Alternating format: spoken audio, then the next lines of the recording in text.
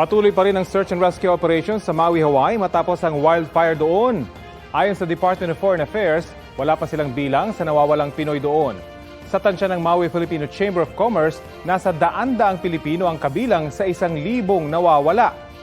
Sa tala naman ng DFA, nasa 200,000 purong Pinoy ang naninirahan sa Hawaii kung saan US citizen ang 60% dito. Nailikas naman na raw ang ibang kababayan nating apektado ng wildfire.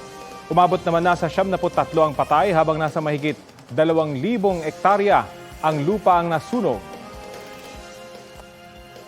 Marami sa mga kaibigan natin, mga kababayan natin na nawalan ng bahay, were affected by these wildfires.